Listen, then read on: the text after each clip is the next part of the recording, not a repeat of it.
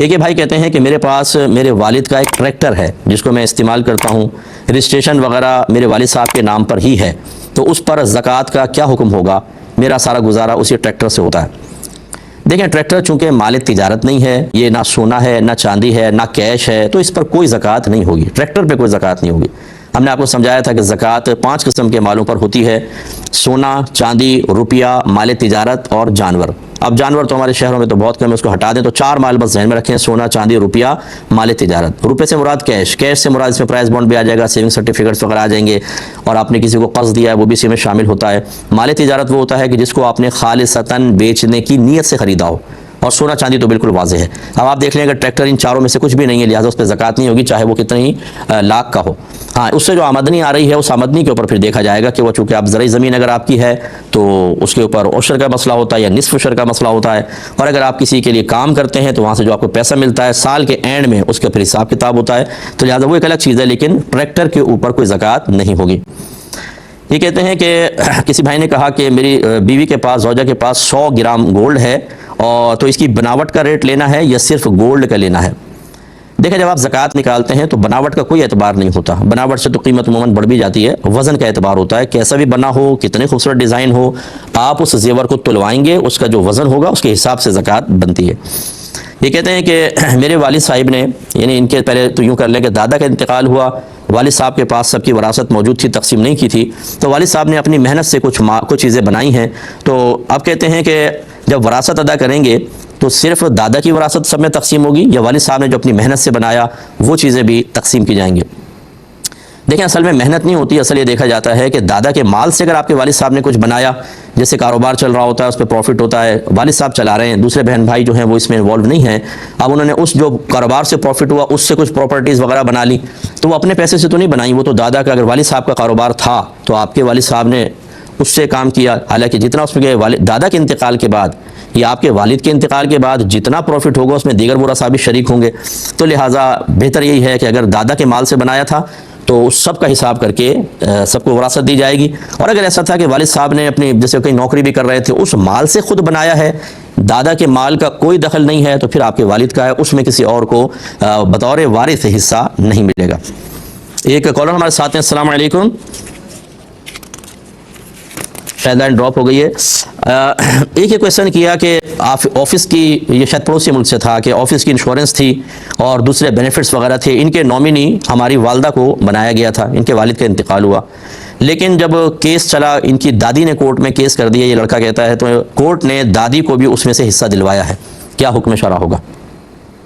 देखिए, मसला ये होता है कि उसूल तो यही है कि जो माल मय्यत के मौत के वक्त उसकी मिल्कियत में ना हो, मतलब जैसे ये पेंशन मिलती है, ये उस पर मिल्कियत में नहीं होती, बाद में मिलती है। इसी तरह जो ऑफिस वगैरह कोई बेनिफिट्स वगैरह देते हैं, कोई माल वगैरह देते हैं, वो सब चूँकि बाद में मिलता है तो वो माल वरासत नहीं होता, ये उसी को मिलेगा जिसका नाम वो लिखवा के गए, जिसको नॉमिनी आप कह रहे हैं, सिर्फ उसको मिलेगा, किसी वारिस को इसमें हिस्सा नहीं मिलेगा। ये उसूल ज़हन में रखें, फिर इस मसले का मैं हल बताता हूँ, लेकिन एक मुख्तसर से ब्रेक के बाद।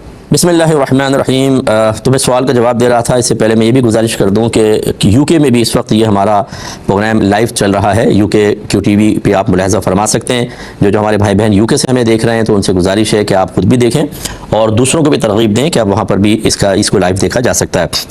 अच्छा, ये कहते हैं कि जो उन्होंने पूछा, अब मसला तो ये था कि नॉमिनी चूँकि वालदा थी, इन्हीं को मिलना चाहिए था, लेकिन अगर वहाँ के कोर्ट ने दादी के हक़ में भी फैसला कर दिया है कि उसमें से कुछ दादी को मिलेगा, तो बहरहाल कानून की पैरवी करनी चाहिए, तो आपकी वालदा को सरेंडर करना चाहिए और जितना माल उनके लिए कहा है वो दे दें। लेकिन दादी को ये सोचना चाहिए कि आपका उसमें हक़ नहीं था, आपने ज़बरदस्ती ये कोर्ट के ज़रिए ले लिया, तो हो सकता है कि मैदान महशर में आपको इसका जवाब देना पड़े।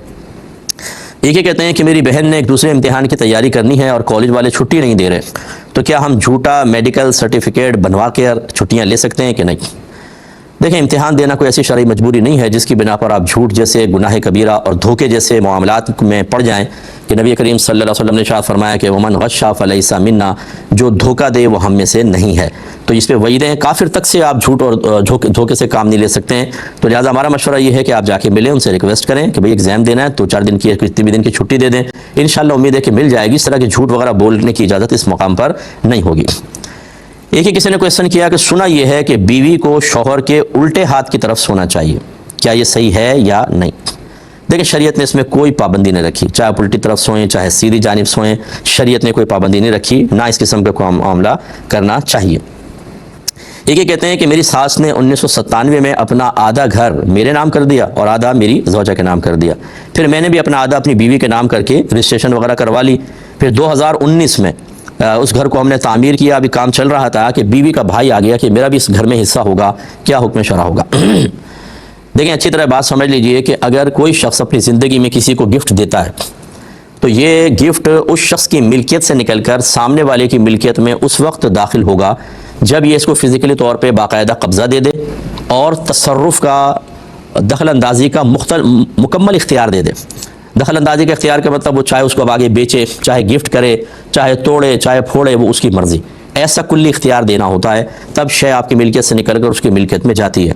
और अगर आप ऐसा नहीं करते, ज़बानी कह देते हैं भाई ये माल तेरा है, ये मकान तुम्हारा, जैसे बीवियों कह दी मकान अब तेरा है, हत्ता कि अगर कागज़ात बनवा दिए, कागज़ात भी बाकायदा, लेकिन उसको इस तरह तसर्रुफ़ का इख्तियार नहीं दिया, इसी घर में रह रहे हैं, सब कुछ है, बीवी बेच नहीं सकती, किराए पे नहीं चढ़ा सकती, लेकिन रजिस्ट्रेशन उसके नाम करवा दी है, तब भी याद रखें शरई लिहाज से ये माल शौहर की मिल्कियत से निकल कर बीवी की मिल्कियत में नहीं जाएगा। लिहाजा अगर शौहर फौत होगा तो ये माल वरासत है, दीगर वरासा को भी हिस्सा मिलेगा।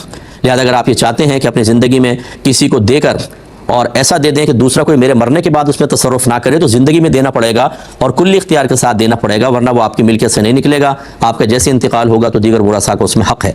अब जैसे अब ये मसला है कि अगर सास ने दामाद और बेटी के नाम किया और मुकम्मल इख्तियार भी दे दिया, अब ये घर चाहे तुम बेचो चाहे कुछ भी करो, इसी तरह जो भाई हमारे पूछ रहे हैं आपने बीवी के नाम किया तो क्या इस तरह कर दिया था, मुकम्मल इख्तियार दे दिया था? अगर ऐसा है तो फिर तो ठीक है, आपकी ज़ौजा के हवाले हो गया, उन्हीं के वो इसकी मालिका हो गई, अब आपके बिरादर लौ को कोई हिस्सा नहीं मिलेगा। लेकिन अगर सास रह भी रही हैं साथ में, आप भी रह रहे हैं, कहा कि भाई तुम्हारा होगा, आधा तुम्हारा, और कोई मतलब ये कि तसर्रुफ़ का इख्तियार नहीं दिया, बाद में चाहे आपने जैसे कह रहे हैं रजिस्ट्रेशन करवाई, तो फिर ये सास का ही माल रहेगा और जैसे सास का इंतकाल होगा तो फिर आपकी ज़ौजा के भाई का भी इसमें हिस्सा बनेगा। ये अच्छी तरह मसला जहन नशीन कर लें। ये बच्ची का ले लेते हैं, कहते हैं कि 98 में इनके बाबा की शादी हुई थी ग़ालिबन, ये कहा तो महर नहीं दिया था वाली साहिब ने, तो अब किसी ने उनको कहा अच्छा महर था 5000, अब किसी ने कहा नहीं 1 साल की जो कमाई होगी उसमें से कुछ शेयर निकाल के देना होगा, क्या हुक्म शरअ है? देखिए इस तरह के जो मशवरे देते हैं गलत सलत, जिनको दीन की ABC भी नहीं आती, एक तो उनसे मशवरा ना किया करें और दे तो उसको बिल्कुल अवॉइड कर दें। मामला ये होता है कि जो महर मुकर्रर होता है उतना ही देना है। तो 5000 देना है, चाहे उसको अदायगी के अंदर 10 साल लग गए हों, 20 साल लग गए हों, कोई से फ़र्क नहीं पड़ेगा, वही 5000 जो उस ज़माने के थे वो देने होंगे। ऐसे भी नहीं कर सकते कि आप कैलकुलेशन करना शुरू करें कि उस ज़माने का 5000 आज के 5 लाख के बराबर, तो जी 5 लाख दो, ऐसा नहीं। जो मुकर्रर शुदा होता है वही देना होता है। अब उसमें कभी नुकसान भी होता है, जैसे कैश है तो आप उस वक्त का 5000 कहाँ और अब 5000 की कोई वैल्यू नहीं है। और फ़ायदा भी तो हो सकता है कि अगर महर में गोल्ड रखा था तो उस वक्त गोल्ड का रेट और अब गोल्ड का रेट फ़र्क आ सकता है, तो लेकिन बहरहाल जो मुकर्रर हुआ था वो ही देना होगा, साल की कमाई वगैरह से इसका कोई ताल्लुक नहीं है। अगर ये आप चीज़ कहा कि मैं तस्वीर ले आई हूँ दोस्त की, तो आप उसको रख लें किसी एल्बम वगैरह में, मिल जाए कभी ज़िंदगी में तो दे दीजिएगा, वरना आप पर आखिरत में कोई गिरफ्त कोई बवाल नहीं है। हाँ, अगर आपने ख़यानत की कोई नीयत की हो, जैसे कोई अमानतन रखवाया और आपने किसी अपने मनफी मकसद के लिए उस तक अमानत वापस नहीं पहुँचाई, तो इस फेल पर अल्लाह की बारगाह में तौबा ज़रूर कर लें, या इस बुरी नीयत के ऊपर या ख़यानत के इरादे के ऊपर। लेकिन अगर आपका ऐसा कोई इरादा नहीं था, अचानक ऐसा हुआ कि ले आई और जहन में नहीं रहा, तो आप उसको अपने पास रख लें, अदा करने का मौका मिल जाए ठीक, वरना वो आपके लिए कोई काबिल गिरफ्त चीज़ नहीं है। ये हमारी बहन ने कहा कारोबार में पैसे लगाए हुए हैं और मुनाफा वगैरह कोई तय नहीं हुआ, जितना वो है वो देता है, तो क्या हुक्म शरअ होगा? ज़कात का तो मैं बाद में आपको बताता हूँ, पहले ये समझ लीजिए कि जितना आपने माल लगाया, सबसे पहले इसको मुदारबत कहते हैं कि आपने माल लगाया और सामने वाला मेहनत कर रहा हो, उसको शरन मुदारबत कहते हैं। और अगर आप भी माल लगाएं वो भी माल लगाए तो इसको शिरकत कहा जाता है। दोनों के अंदर नफ़े की मिकदार परसेंट के अंदर तय करना लाजिम होता है कि हर साल या हर महीने या हर 3 महीने के बाद हिसाब करेंगे, जितना प्रॉफिट होगा उसका 50% आपका, 50% मेरा, या 70 और 30% जो आप तय करना चाहें। लेकिन अगर आपने तय नहीं किया तो इसको कहते हैं मजहूल मुनाफा। इसके मजहूल के मुकाबले में आता है मालूम। नोन होना चाहिए, अननोन नहीं होना चाहिए। बिल्कुल ही आपने मजहूल रख लिया, पता ही नहीं कितना मुनाफा, तो याद रखें ये मुदारबत फासिदा कहलाती है, यानी वो करने वाला भी गुनाहगार हुआ और आप भी गुनाहगार हैं, मुसलसल दोनों गुनाहगार हो रहे हैं। ये नाजायज़ आपने पैसा इन्वेस्ट किया, अल्लाह की बारगाह में तौबा करें और उससे फ़ौरन अपना पैसा वापस लें। इसके बाद फिर हमसे मशवरा कीजिएगा, फिर हम आपको कहेंगे। अच्छा, अब अगर फ़र्ज़ कर ले चलें आपने दिए हुआ है हल में, ये तो मैंने तो आपको बता दिया मुदारबत फासिदा ख़त्म करना वाजिब है, नहीं करेंगे तो आप भी गुनाहगार हैं वो भी गुनाहगार। दूसरा ये कि जितना माल आपने दिया हुआ है, प्रॉफिट वगैरह पे कोई ज़कात नहीं, जितना माल आपने दिया हुआ है उस पर आपको साल ब साल ज़कात देनी है। मसलन अगर आपने 4 साल पहले 10 लाख रुपए दिए थे तो समझ लें 4 साल की उस 10 लाख पर ज़कात बनेगी। एक साल में आप ज़कात पहले निकालेंगे, फिर अगले साल की, फिर अगले साल की, फिर अगले साल की ज़कात निकालनी होगी। और इस मुदारबत को ख़त्म करें। हमेशा जब कोई इस तरह की इन्वेस्टमेंट करें किसी आलिम मुफ्ती से मशवरा करें। आपकी निगाहें होती है प्रॉफिट के ऊपर, अपने ज़ाती मफादात के ऊपर, अपनी बुरी मौत को, अपनी कब्र को, मैदान माशर की ज़िल्लत रुसवाई को, जहन्नम में दाखिले को भी अगर पेश नज़र रखें तो हमारे इस तरह के मामलात कभी भी गलत तरीके से नाफिज नहीं होंगे। हमेशा मशवरा लिया करें। एक मुख्तसर ब्रेक लेंगे, हमें यकीन है आप हमारे साथ ही रहेंगे। बिस्मिल्लाहिर्रहमानिर्रहीम। अभी चूँकि वक्फ़ा था तो बीच में कुछ कॉल्स आ गई थी, वो हमने ले ली। एक भाई ने पूछा कि अल्लाह तबारक व तआला का तस्वुर तो मुहाल है, हम जहन में यानी कोई जहन में तस्वुर नहीं ला सकते, लेकिन क्या फ़रिश्तों या जिन्नात का तस्वुर कर सकते हैं या नहीं? देखिए सवाल पैदा होगा कैसे करेंगे आप? आपने किसी को देखा हो पहले या उसकी मिसल कोई चीज़ मौजूद होती है तो हम अंदाज़ा करते हैं। जैसे कोई अफ्रीका से आया, उसने कहा यार मैंने एक जानवर देखा है, हाथी की तरह था, तो हमें थोड़ा सा अंदाज़ा होता है अगर हाथी को पहले देखा हो तो वो कैसा होगा। लेकिन ना हमने जिन्नात को देखा, क्योंकि वो अपनी असली शक्ल में तो नज़र ही नहीं आते। वो जब नज़र आएंगे, अगर आते भी हैं तो वो किसी और शक्ल में नज़र आएंगे, जैसे छिपकली की शक्ल में, सांप या कुत्ते की शक्ल में। और फरिश्ते जो होते हैं इनके बाकायदा पर होते हैं, ये उड़ते हैं, और इनको भी हमने नहीं देखा अपनी निगाहों से। नबी करीम सल्लल्लाहु अलैहि वसल्लम ने तो जिन्नात को भी मुलाज़ा फरमाते हैं, और जिब्रील अमीन को अपनी असली शक्ल में देखा। हाँ, मरने के बाद जो है वो हर शख्स जो है वो इन पोशीदा चीज़ों को ये ज़ाहिर होंगी, वो उनको देख सकेगा। लेकिन ज़िंदगी में तो मुश्किल है। अब होगा ये कि आपने किसी सोशल मीडिया पर देखा होगा, किसी ने कोई जिन की फ़िल्म बनाई, जिन का तस्वुर, वो गंदा सा तस्वुर जहन में आएगा, हुआ हा हा कह के लगाता हुआ।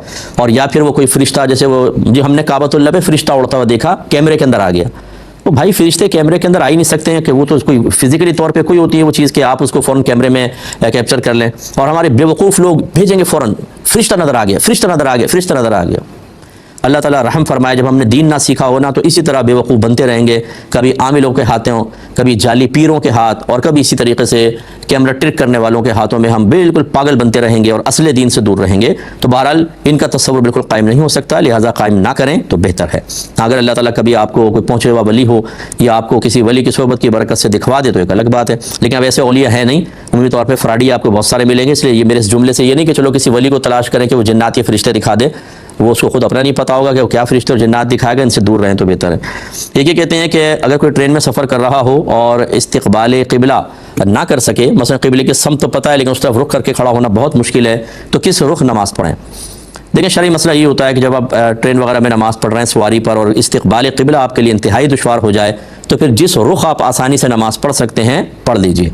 अब इसमें इख्तिलाफ है कि बाद में इसको लौटाना होगा कि नहीं। हम तो मना करते हैं कि लौटाने की हाजत नहीं, आपकी नमाज़ हो गई। बाज़ उलमा लौटाने का कहते हैं, अगर आप एहतियातन लौटा लें तो बहुत अच्छा है। एक ये कहते हैं कि अगर बर्थ पे हम सजदा करें तो हो जाएगा, कहने की बड़ी नरम नरम सी होती है वो। देखें हो जाएगा, बस आप ये होता है जब इतनी नरम चीज़ होती है कि उस पर सर रख के इतना दबाएं कि मज़ीद ना दबे, तो बस वो ज़मीन की सख्ती वाली जो शर्त रखी गई है वो पूरी हो जाती है, आपकी नमाज़ हो